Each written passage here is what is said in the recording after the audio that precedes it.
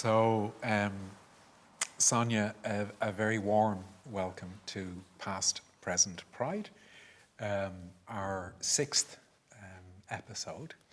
But tonight is a special one because for the first time we have a live, real audience. We began the programme 2 years ago, just as lockdown was taking off. And our first interview was with Emma Donoghue.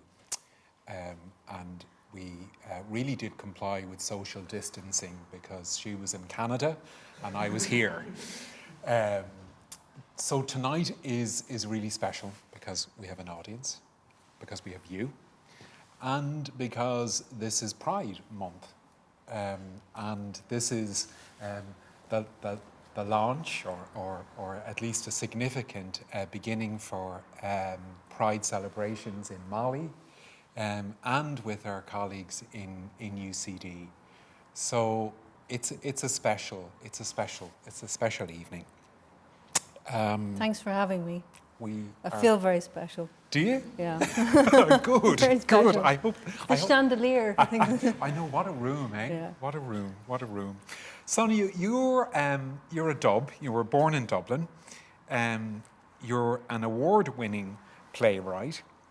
Your new play, The Last Return, is due to have its world premiere at the Galway the International Drama Festival in Galway with Druid. Mm-hmm. Tell us, give us the pitch. Give us the what's it about? What's it about? This play is about, in 2018, was it? New Year's Day on 2018, I was celebrating New Year's Eve in Berlin, and I took a Figari to go to the theatre, and it was the last night of Richard III, Thomas Ostermeyer's Richard III, and it was completely sold out for the run, but I thought, I'll just show up at 4 o'clock. I've never not gotten a ticket. I'm just going to show up in queue, and I'll get a return. So I showed up and I waited, and there was somebody sitting ahead of me and another person there, and there was about 3 hours to sort of put in as people reading books. Somebody had put a bag on one chair and they were in the cafe eating, and then what happened over the next 3 hours, I can only describe as like a psychological bloodbath. Because it was the last night of the show. Nobody was ever going to see each other again.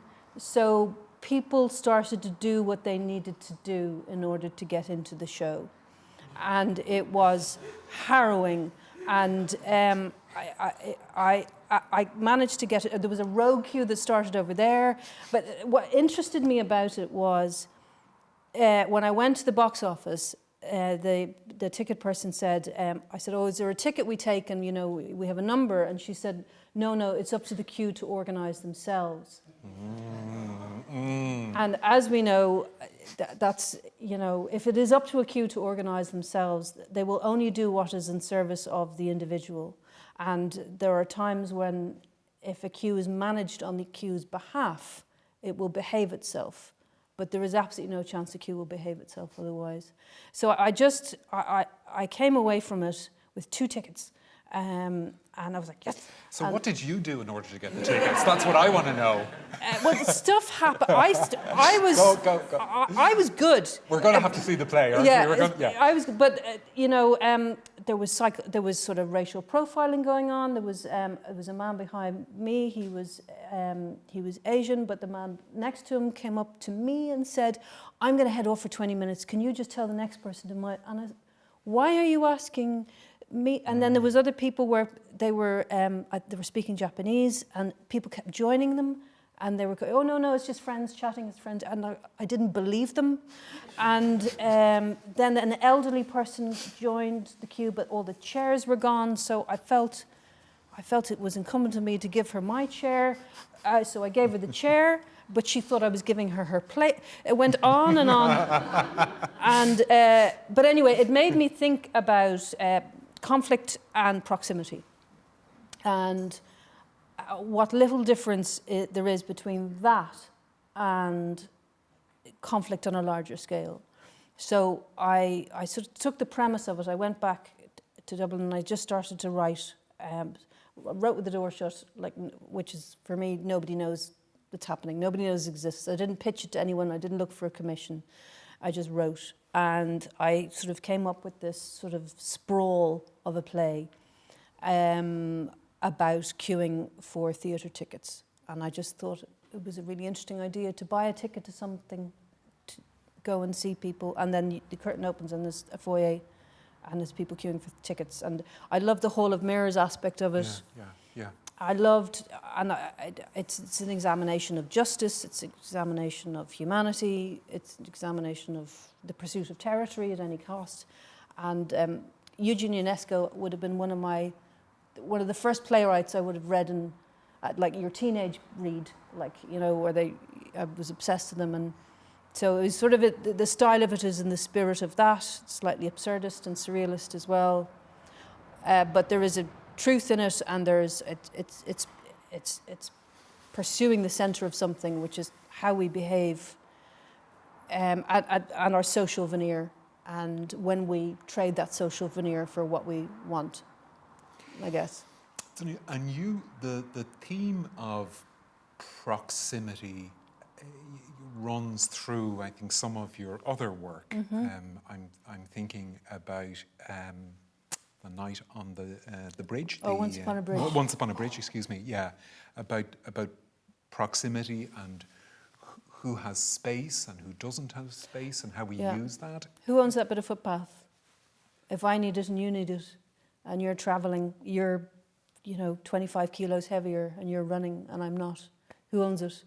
So that was inspired by, on the 17th of May in 2017, a woman was walking across Putney Bridge in London about 7:45 in the morning, and a jogger was running the other way, and she was on her way to work, and there was a bit of an overlap, and the jogger ran through her, and she span out onto the middle of the road and into the path of an oncoming bus, and the bus swerved and missed her head by that. And it was captured on CCTV, and I don't know if you saw the news item at the time, and it was released in order to find the jogger. And he was never found, and the woman's identity was anonymous, but I became obsessed with it, absolutely obsessed with it. And the fact that I look at that footage and I go, if that was my brother, I'd know it was him. It's pixelated. If that was my husband or I'd know it was him. And I just wanted, I was interested in the internet's pursuit of justice in the absence of any other kind of justice. And all of the things that spiraled out of it in terms of gender and class and ethnicity and the space we take up and that we feel we are entitled to or not entitled to take up. So I wrote, I kind of thought about it for 2 years, and then I came up with the form. Sometimes I can have an idea for a very long time, but I don't know, if it has no shape, I don't tell anyone because I don't know what to do with it. And then people will ask me for 10 years, what happened with that play? And I go, I don't know, stop asking me. But so I wrote a 3-part historical fiction about what I thought might have happened that day, and if there were consequences, what might they have been? And that was produced by Druid during deepest, darkest lockdown. It was the only play on in the country. And everybody watched it from their living rooms. I think I was really disappointed when it wasn't going to be live. They were going to do a reduced capacity of 15 people a show, and it turned out there was, I think, 14,000 people saw it, or something crazy. So it was it was a wonderful experience, and it was a real privilege to bring theatre to people during the lockdown. Yeah. I think it was the second play that was live streamed. I was absolutely bricking it. Were you? Oh yeah, it was terrible.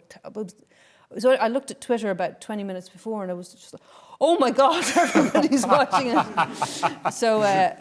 And it's made its way. My sister, who's a secondary school teacher, was terribly excited when I told her I was interviewing you, because it's made its way into Leaving Cert. It's on the it's school yes, curriculum? it's on. Yeah. It's just the filmed version of it has been shown in schools, and Yeah. students are writing their own Mm-hmm. monologues and doing all sorts of stuff. Druid run their outreach, their educational program, and so it's just lovely that teenagers want to see my stuff. Yeah. I guess. Yeah.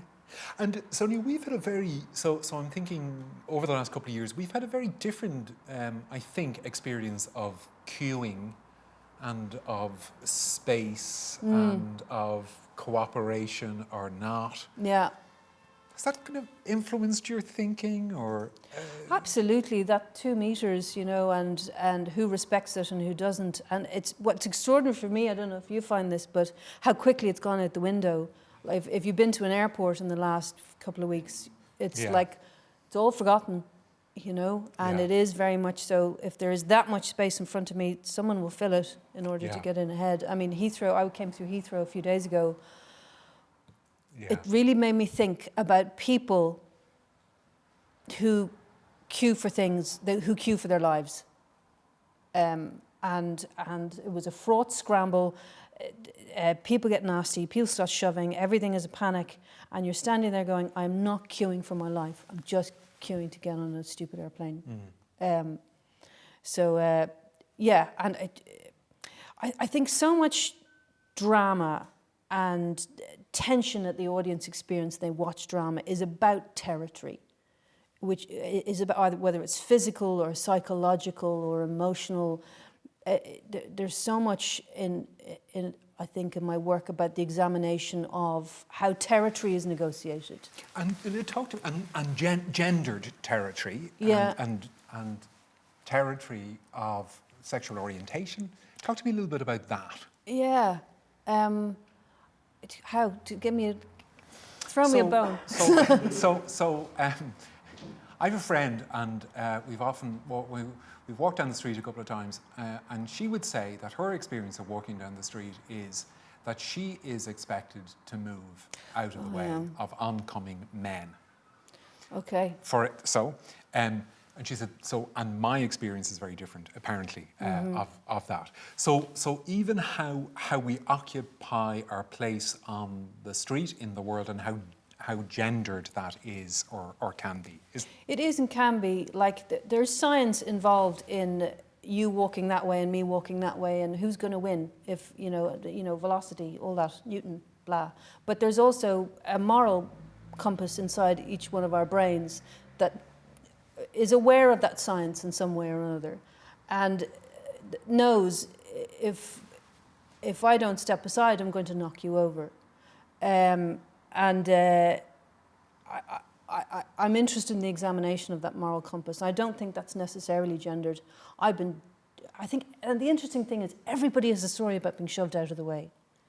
Everybody has a story, and when we did Once Upon a Bridge, people were getting in touch going, and they want to share their story about it because it feels like an injustice. There is no, if it feels like a misdemeanor, there is no justice for because it's so small. But it spirals in terms of how we perceive entitlement. And was I shoved out of the way because somebody else felt more entitled to it? Do I not value myself enough? Why didn't I do it?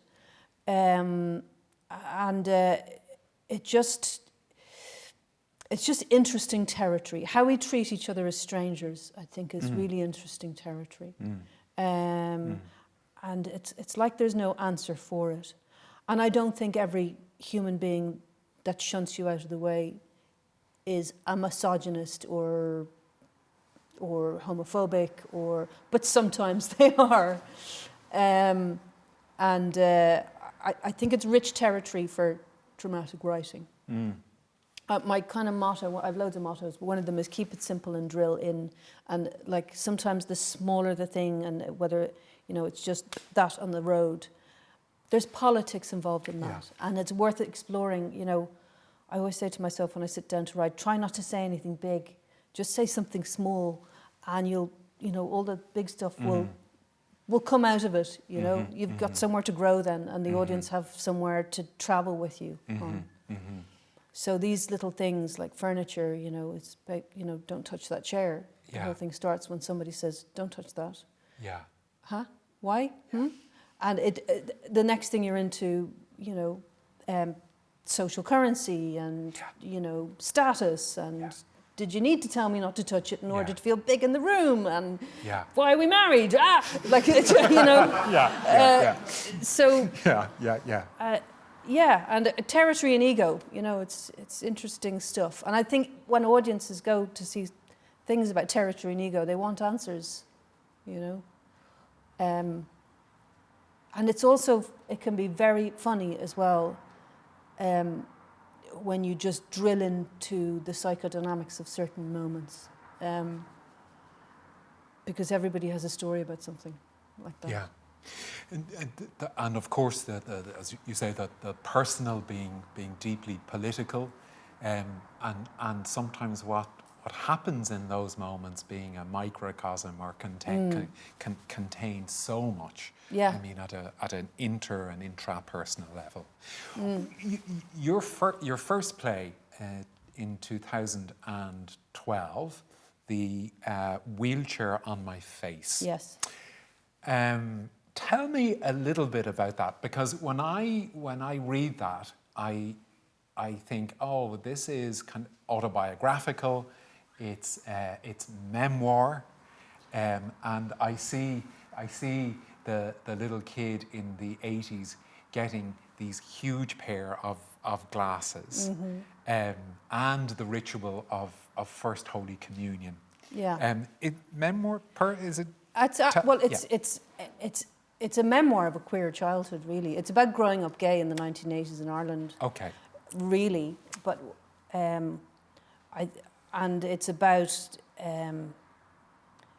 it's about finding a voice and finding you grow up, how I grew up like lots of kids my age did, you know, you're born, they go, oh, there you are, so these things are going to happen. And you have to find the language all on your own and the reasoning for why they won't. Like, you know, I have this very clear memory of sitting in the hallway. My mum was out talking to the neighbours and I was playing with a box of my father's old toy cars and I was running them around and I could hear my mum going, oh yes, well, we won't move now until the girls leave the house in white. And I remember going, ah! And I was probably 5 or 6. And I knew, you know, so there was a destiny through no fault of their own that was laid out for you. And so in Wheelchair on My Face, I was really trying to unpick that through the ritual of First Holy Communion, the ritual of presenting a child as a very specifically gendered, feminine, pure thing, running in tandem with, I had these giant pair of glasses when I was a kid. I've had surgery since, but they were an inch thick. And the family's reaction to those coming in to the home. And it's kind of ironic in a way, but I used to spend a lot of time in the closet, like literally in the wardrobe. Really, actually in the wardrobe. There was this huge wardrobe in the bedroom, and it was lovely, and there was a torch, and we had that ABBA album, the greatest hits, where they were all sitting on the bench and covered in leaves, and I had that in there, and I used to talk to them and pretend they were my friends. So the story sort of constructed itself where the ABBA were the audience, and they gave me advice about how to negotiate these rituals coming up, but it's also unpacking an Ireland that is very, very different. I mean, the Ireland, I can't believe I'm living in the Ireland I grew up in. Yeah. And I'm sure maybe everybody says that when they hit their 40s, but it was a very, very different place. Yeah. We were maybe just the beginnings of wriggling out of a quasi-fascist theocratic vice grip. Yeah. And where, you know, queerness and gayness was still a tragedy. Yeah. So the Wheelchair on My Face is very much so about that Ireland. Yeah. And Sonya, we're believe it or not, kind of the same vintage. Okay, Believe it or not. We're of a similar vintage, and so growing up as a little gay boy in a similar kind of Ireland, and I think, and maybe everyone feels this way, but certainly it feels to me like a different universe. Then and now, and I think there is something about kind of having a foot in each era or each part, you know, that doesn't kind of leave you. Derek Scally wrote the Best Catholics in the World, a wonderful description of that Ireland, and to read that and go, oh, actually, I wasn't making that up. No. That's what, actually, that happened. And I have, on occasion, after dinner, described it as a form of, you know, almost approaching a Taliban stage. That's not, Sharia law.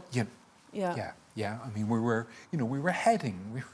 Oh yeah, very much so. We're trying to head out of it. I've just finished reading We Don't Know Ourselves by Fintan O'Toole.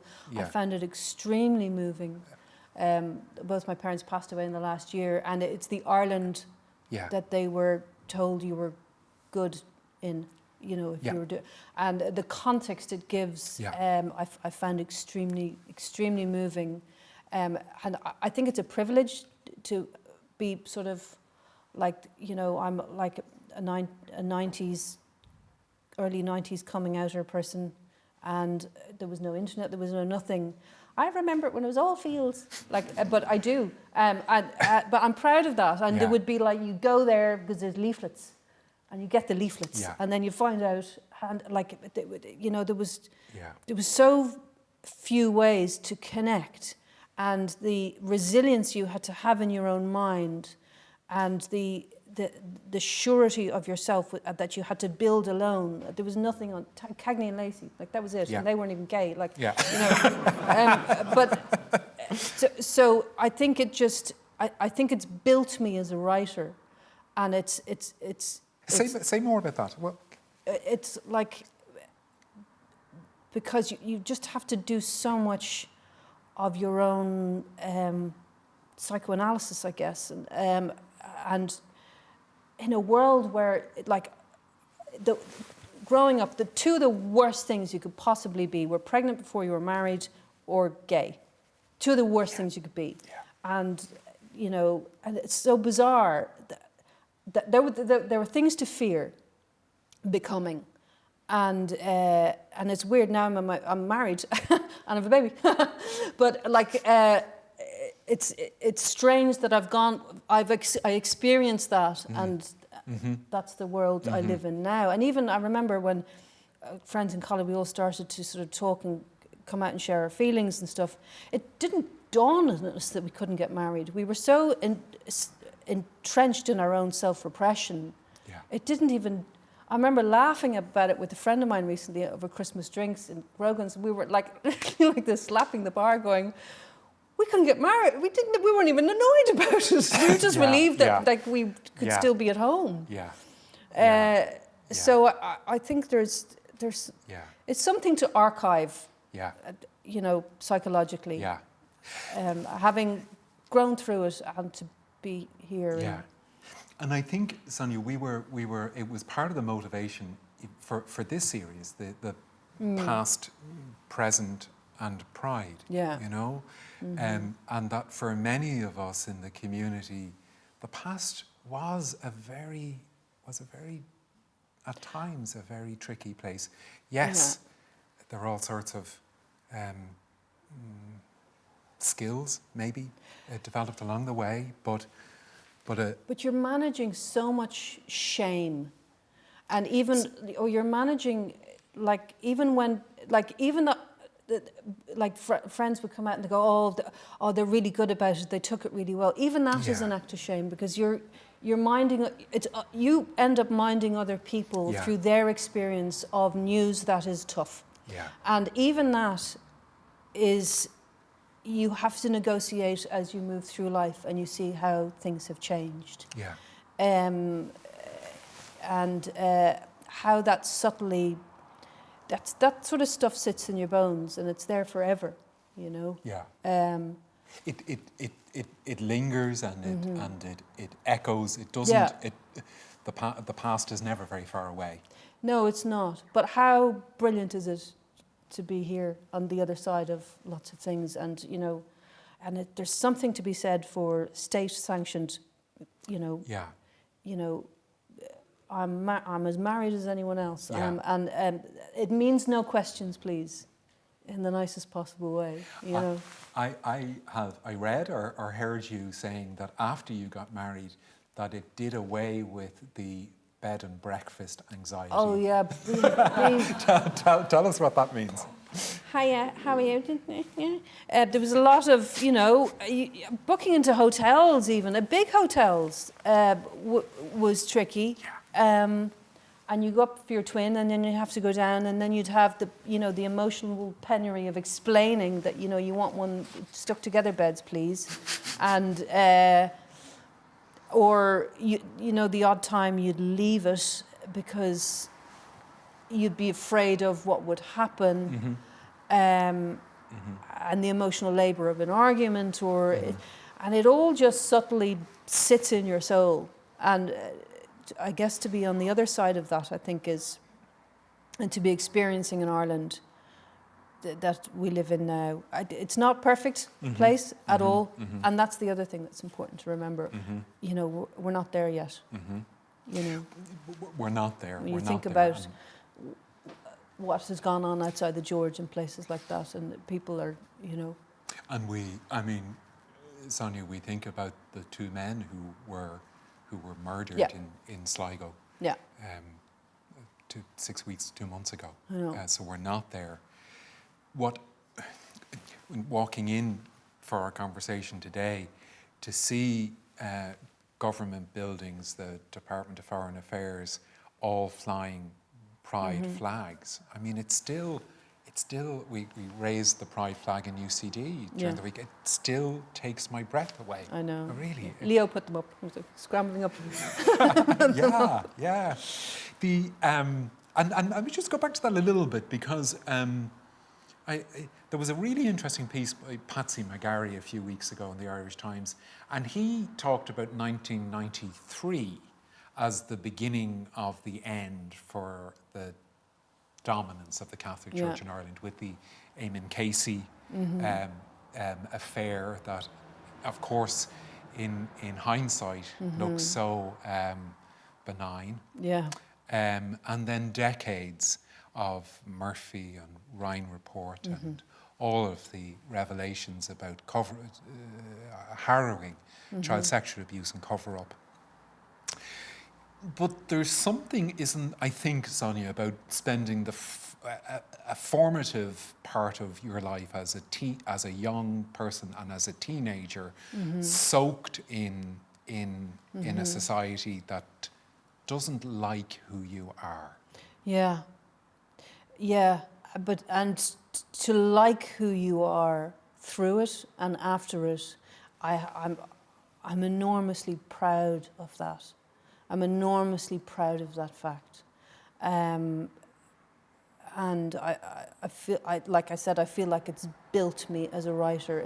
It's built me to sit in to the discomfort of teachable moments with people, and to really push audiences, like through humour and through devices and through I have a huge sense of pride in that. There was a movie I went to see in the mid-90s, I don't know if you remember it was a documentary, it was on the Screen Cinema, called The Celluloid Closet.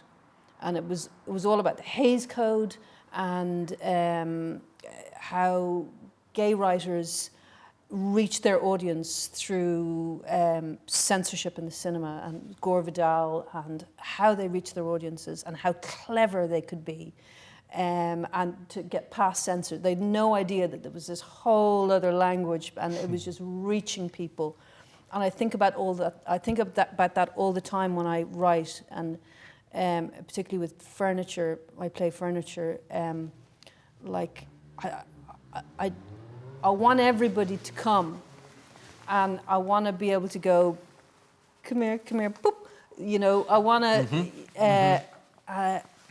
So where my sort of gayness sits in the story and where I place it in the story is hugely important to me. Like in my play Furniture, there's two women, they move in together. Did you read Furniture? Yeah. What they fall out about is politics. They never mention the fact that they're gay.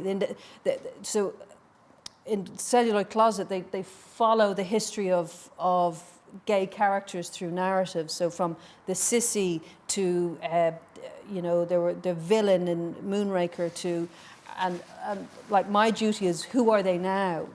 And I think for now, they're people who don't have to refer to their identities at all. Or they don't have to be involved in a narrative where it's about overcoming a prejudice. So there's two women who move in together and they discover that one is that side, one is right wing, one is left wing, and they split up. But we never mention the fact that they're gay. In the third part of Furniture, you have an elderly drag queen, and with you the have with the chaise longue, an elderly drag queen, and a straight white middle-aged man arguing about structural misogyny.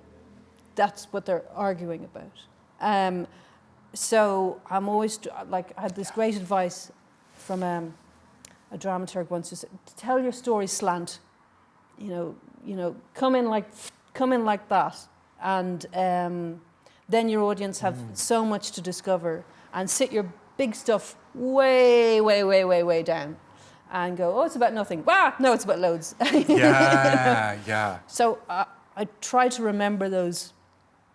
So that those devices when I. And I think certainly some of that to me is about.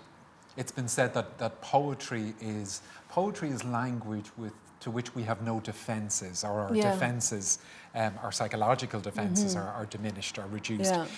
I think that's true of the arts. Yeah. That it gets behind, under, or around absolutely our defences. And you're complicit in the desire for that surprise. And when I go to see stuff, I want to leave different. Yeah. You know, I want to leave a little bit transformed, or I want to, like I was in London during the week and I went to see The Father and the Assassin, which is about Gandhi's assassin in the National Theatre. And I left going, oh my gosh, oh wow. And just this beautiful examination and telling the story slant as well. It's about Gandhi, it's about everything. It's about partition, it's about Mountbatten, it's about everything. But I always want to be challenged. You know, I think as well, you know, I always think when I'm writing a play, you know, somebody's bought that ticket and it's 20 quid. It's a lot of money. You have a duty of care to that audience, you know. They should have 5 feelings for their ticket. You know, they should go, what? No, come on. Yeah. And then, like... Job done. Yeah, well, yeah, but, you know, there is... You want to send people's minds through a little bit of a roller coaster, and and so to go back a little bit, because you mentioned mental health, the mental health of members of the LGBTI plus community, shame, and often, you know, said it, you know, it takes a village to raise a child. Yeah. And yes, as a psychologist, I've been struck by the experience of people from minorities who very often maybe haven't had the village, but they've had one good adult, one role model, one person who at some point took their hand and said, you're going to be okay, or you're okay, or you're enough. Yeah. Had you one good adult? Oh, I did. And like I had many good adults, and I did have wonderful parents, and I had role models in art, and like, I mean, Oscar Wilde was my best friend, when I was 13, you know, because the cheekiness and the whimsy and the pride and it was such a wonderful companion to have. And I thought, oh my God, if you can string a really classy sentence together, you're going to be all right, you know. And certainly, like Oscar Wilde would have been one of the first writers I read in their entirety. And I read it. I was 30. I didn't even Soul of Man and the Social. Didn't even know what it was about. I was too young to understand it properly, but I still had a pencil out, and I was like, oh my, that sentence, the way it's constructed, and then his story, you know, and how he lay everything on the line for, and you know, he was a foot soldier in the barefoot rank, you know, and our freedoms exist on the ashes of everybody else's sacrifices, you know, and so Oscar Wilde would have been a good pal. And when I got to university, I didn't come out until I was in college. I was about 19, and I had remarkable friends, and there wasn't a gay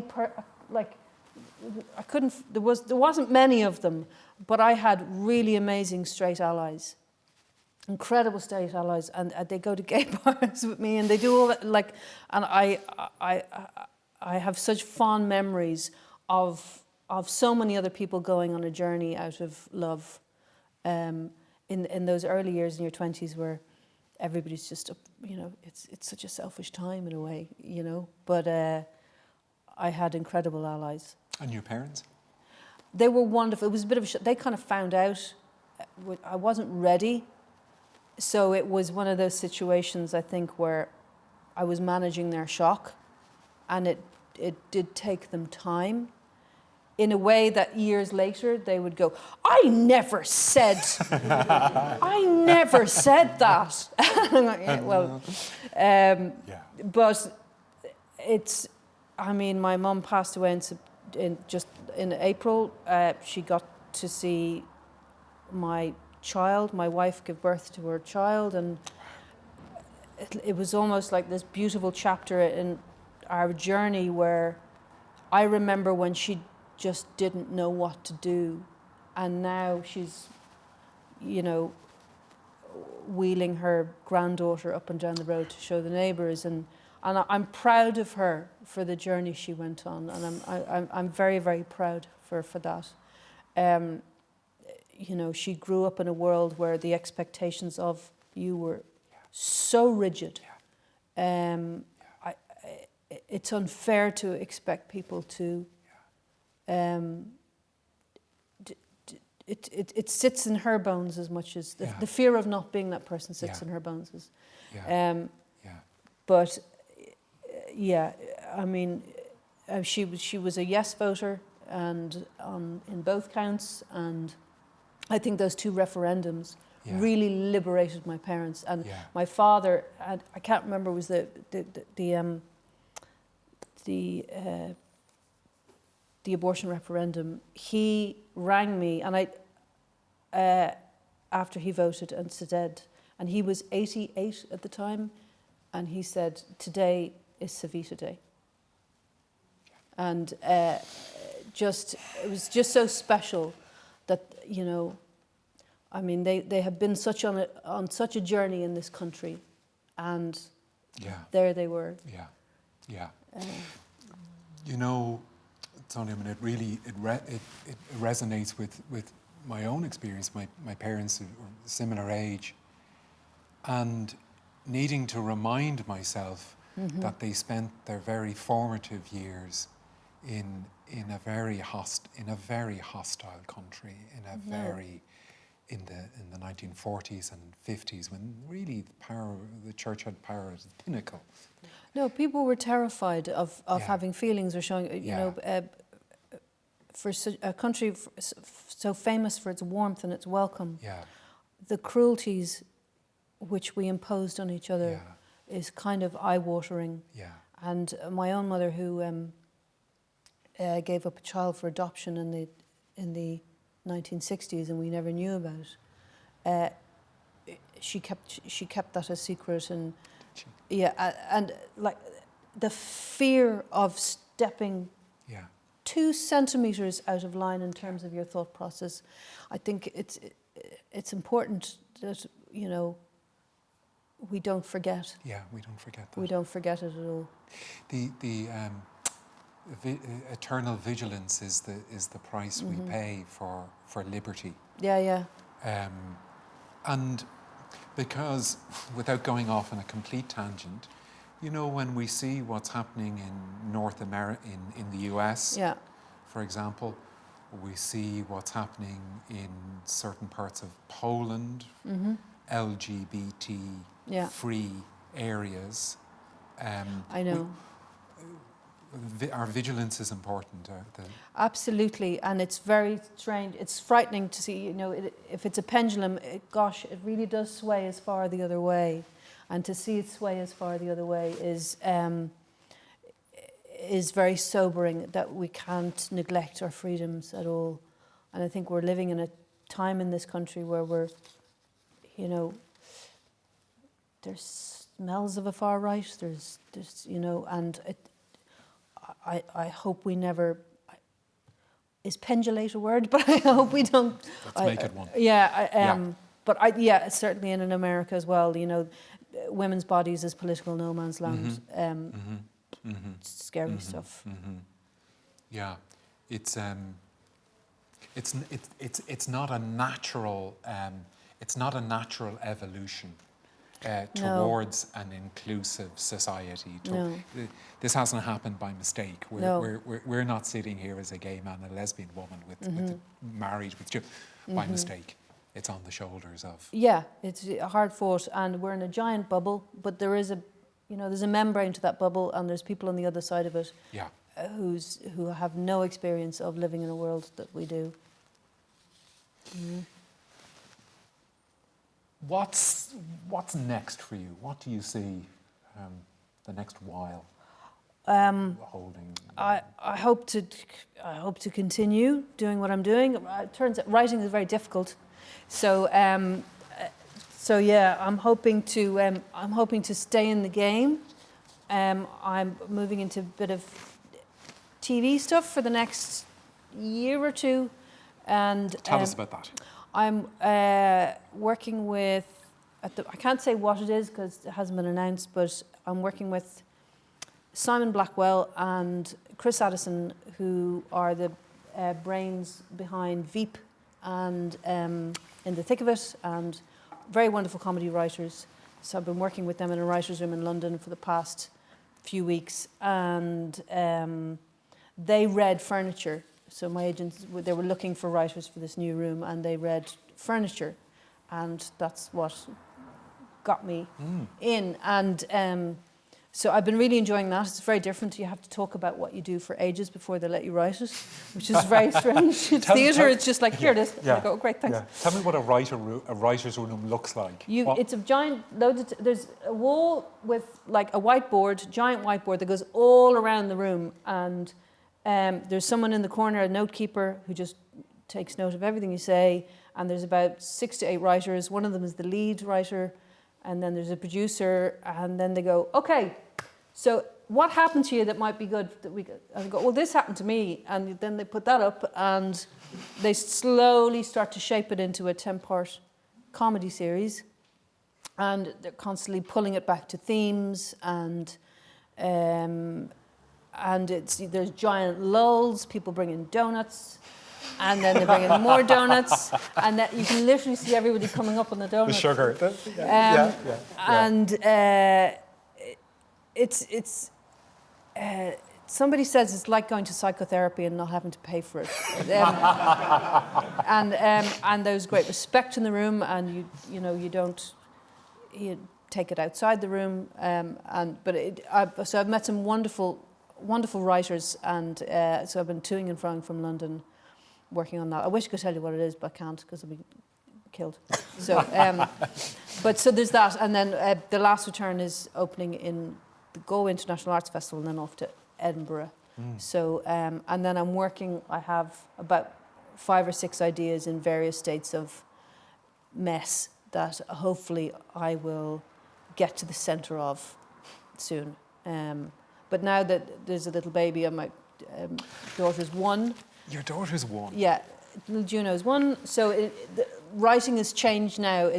I used to get up and just do jigsaw puzzles all day and just, I'd think at my desk, and now I do a lot of the planning when I'm just doing parenty stuff. Yeah. And it turns out you don't have to sit at your desk for 8 hours. You can sit at your desk for 20 minutes, but as long as you have the plate spinning, yeah. So so she goes on long walks. I can push her. Whether she likes them or not. Whether she likes them or not. Yeah. But yeah, so I'm enjoying that. I need to mention the play you wrote, How to Keep an Alien. Yes. Yeah. How to Keep an Alien. I was very struck by the titles of your plays. They're in some ways terribly direct, terribly direct or not. Well, it's an instruction, so that kind of pulls people in. Well, they go, how do you keep an alien? And yeah. So the alien is now your wife. Yes, Kate Ferris is my wife. Is she here? Worked out. She's at home with the baby. I literally, I went here and came here. So that was the play you wrote about. Yes. She's Australian. She is Australian, and we met, and just around the time her visa was running out, and so in order to get her back to Ireland, we had to apply for a de facto visa, which means you have to document everything that you do for your relationship for 2 years. And, keep your receipts, put it in a folder. Someone in the Department of Immigration will open it and decide whether it's true or not. Yeah. And I remember the last thing, we had this big dossier of evidence. The last thing I did was, I went, I put in a stamped addressed envelope to go, because it was Christmas cards and things like that. Important stuff that we put in. I said, could we have certain things back? Yeah. And I often wonder, was that the thing that made them believe us? Because I don't know. Did you get them back? Yes, we did get them back, but it was just it was a journey. It made the play made me think about. We were 2 white gay women. I spent a lot of time in the Department of Immigration with Kate, and it really made me think about who's trying to get into the country and why. And our journey was a journey of privilege. It really was. And one I was very proud to go on with her. But it certainly did politicise me through the pursuit of my immediate needs too. But so I wrote an autobiographical narrative about it and about the story of it. Another play where I just never... I don't think it says the word gay in it. And it wasn't deliberate. I was just writing the story. And very often when you do Q&As, like, people would mishear the story because they just assume it's you proving to the government. They assume it's a story about homophobia when it's not, or structural homophobia. It wasn't. We were just trying to get a visa. And I think often the absence of the adversity trope is the political statement when you don't refer to anything at all other than the journey that it is. Right.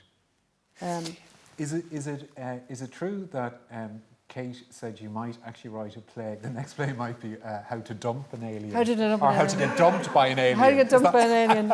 How to make an alien we can have now. A stressful time for both of you, I'm sure, to have a relationship under the microscope.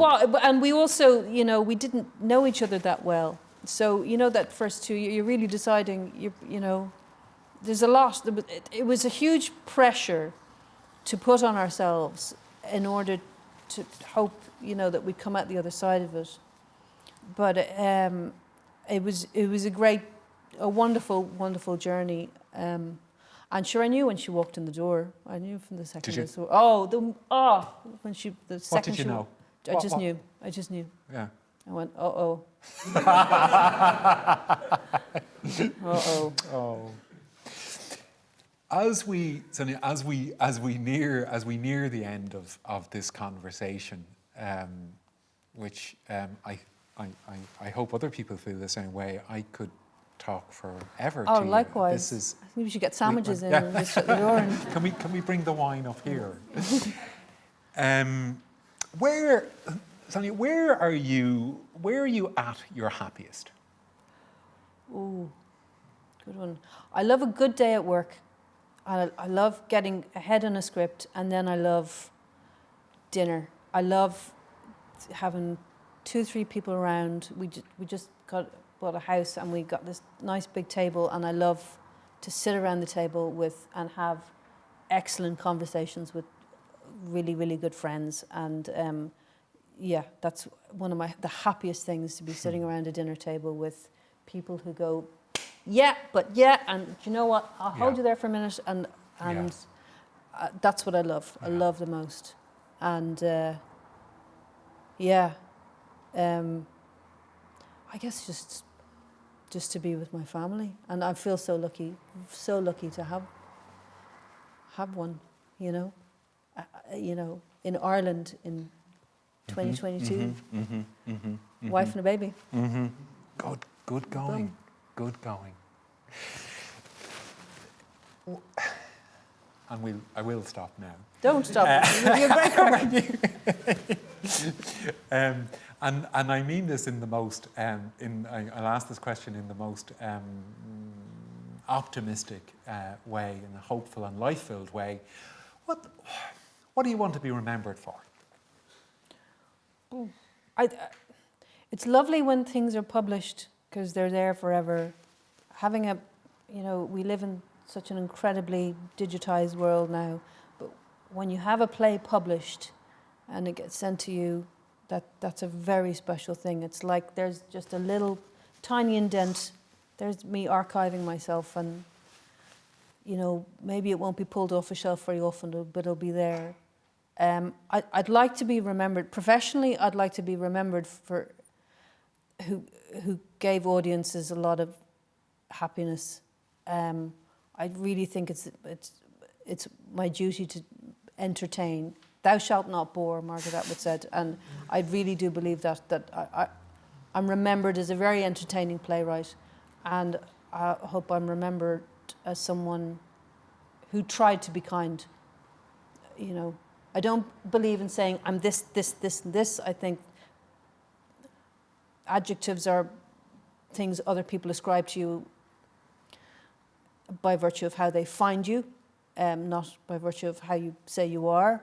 But I hope people thought I was kind.